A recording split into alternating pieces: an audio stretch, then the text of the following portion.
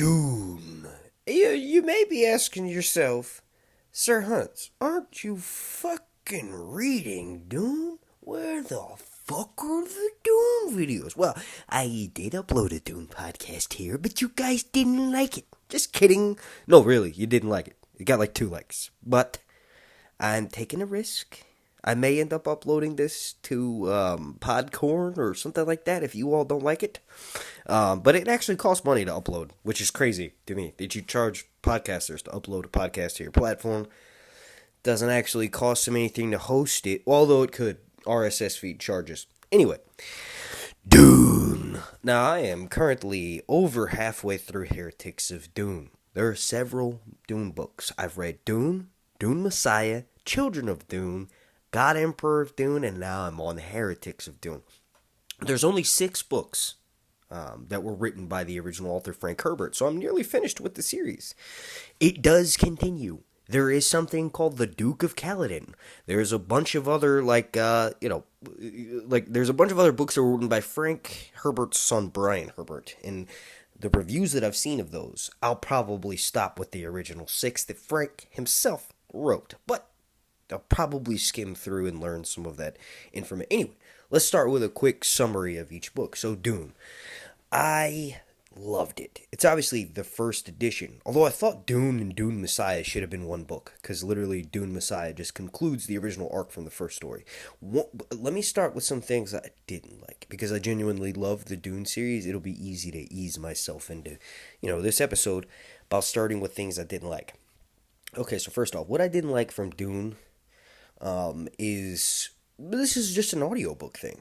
In the audiobook, it starts out, the Baron Harkonnen has this amazing Darth Vader style fucking voice, right? He's like, Fade Rotha, my dear. Like, I couldn't even emulate it. It's an electronic thing that they do post-production in like this, adding like a flanger or something to his voice. It just sounds really cool. Anyway, that's one drawback. That stops halfway through, and then Simon Vance, who's an amazing voice authorist, just does the rest of all the voices. Right? It's weird. It's like an audio play almost, like a dramatization. But that was my one drawback, is that the voice that was used for Baron Harkonnen just suddenly stops. Right?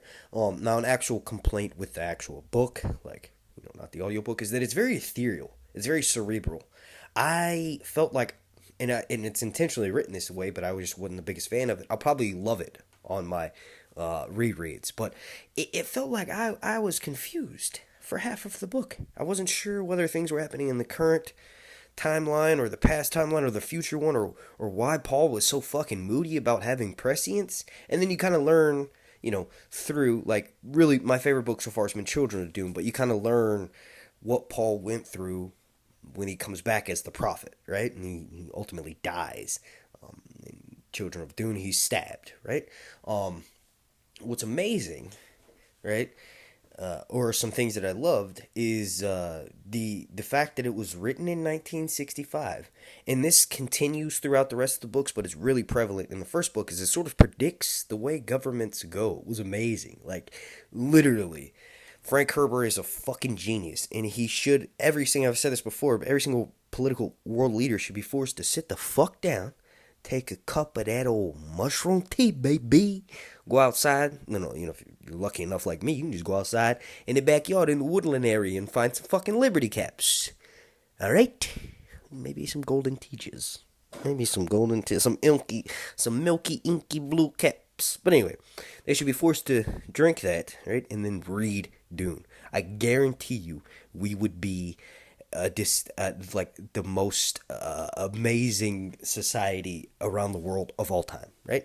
The reason why I say that is because Dune very accurately predicted how the government is today. And I guess governments don't really change, and the 60s were very politically charged, and obviously with the civil rights movement and everything that went on in the 60s, clearly Frank Herbert, who's an American novelist, the best authors of all time are from America.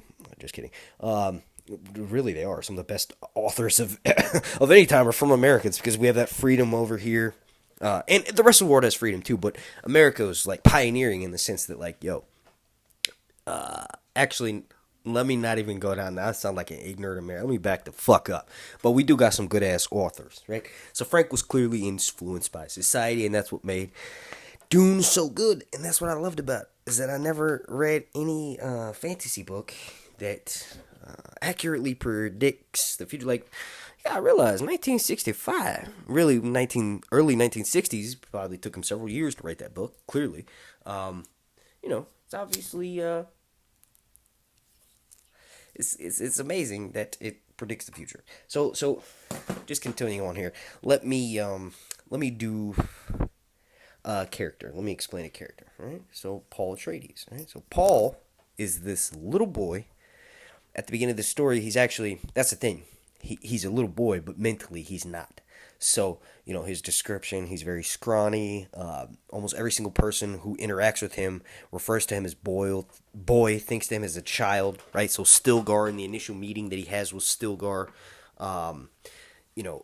Stilgar at first is kind of drawn back, that, Paul is, obviously Leto's there, so Paul's not the one in charge, but Paul asserts himself in that meeting, and this is ultimately why Stilgar respects him later on when Paul and his mother Jessica run into them in the desert. Ultimately, he remembers how Paul's personality was. But the reason why Paul is so much beyond his years is because he's his whole life being trained by his mother, right, to be a Bene Gesserit. Now, you're probably thinking, oh, okay, she just wants her son, right, to have the best future or options rather possible, because like Bene Gesserit training, if you're unaware, is extensive. Bene Gesserit in Dune, the Bene Gesserit witches, the society, they are space witches, yes, but they also do something called prana bindu training. And in that, they increase their muscle strength, the dexterity of their hands and their feet, and they focus on hyper-intensive things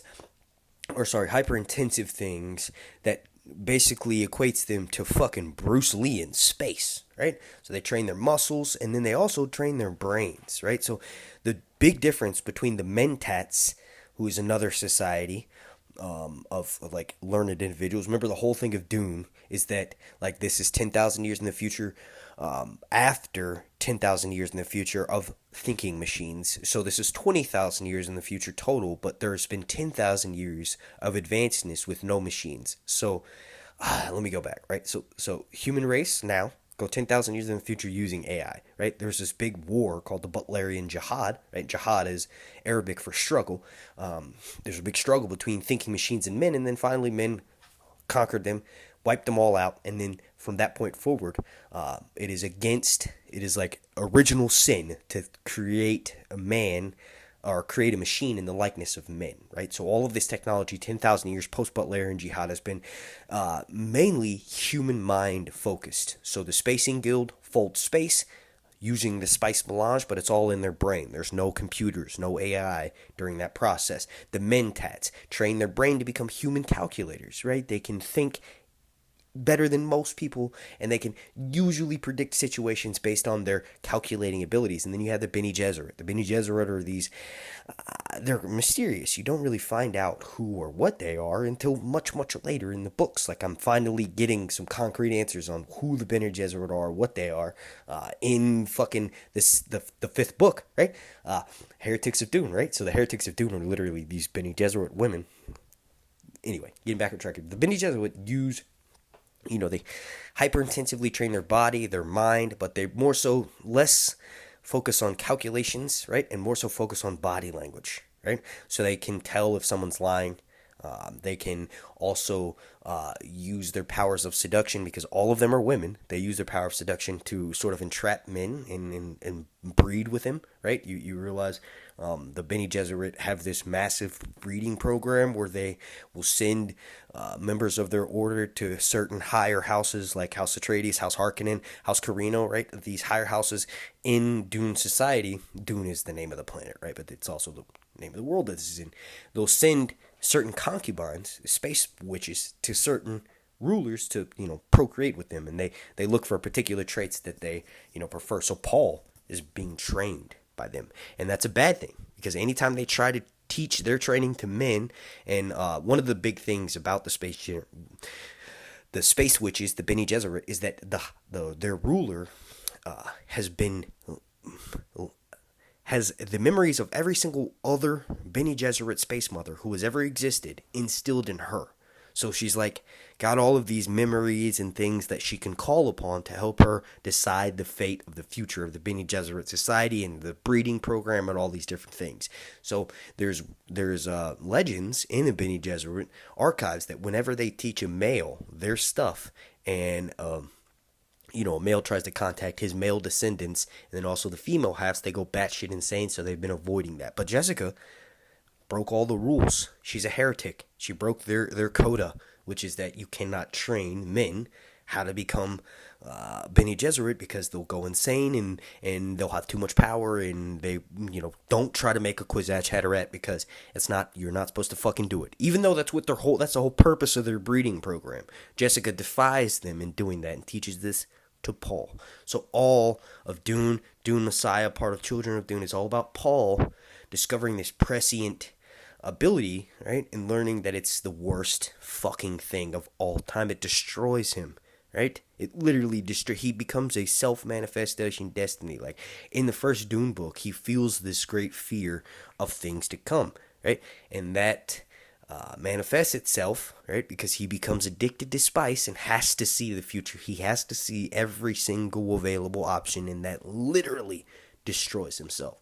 So he just walks out into the desert and dies at the end of Dune. Like, you think he's dead anyway. At the end of Dune Messiah, he just walks out into the desert, and you don't know what happened to him until Children of Dune. And you find out there's this prophet who speaks with the voice of Muad'Dib, and it's actually Paul, right? And then Paul gets killed at the end of that book. But one of the big things that I loved, moving on here to Children of Dune, right? We talked about Dune Messiah, is the fucking laser tigers. I know, you're like, the laser tigers are going to kill Ganima and Leto. Yes, but yes, maybe. But the action, the very few scenes that Frank writes of action, like there's some fight scenes, but the tiger, it was badass. These laser tigers, which I never really quite figured out why the fuck they're called laser tigers. They literally have nothing to do with lasers. They're literally just tigers that were bred to kill Ganima and Leto, Paul and Chani's children. I guess a laser back in the 60s and 70s just sounded futuristic as fuck. So yeah, the laser tigers are cool as fuck, right? So like, basically, House Carino, so this is Emperor Padishah, Emperor Shaddam V's nephew, House Carino. He ends up not necessarily being a part of this man, but basically these tigers are bred to go and kill Paul's children.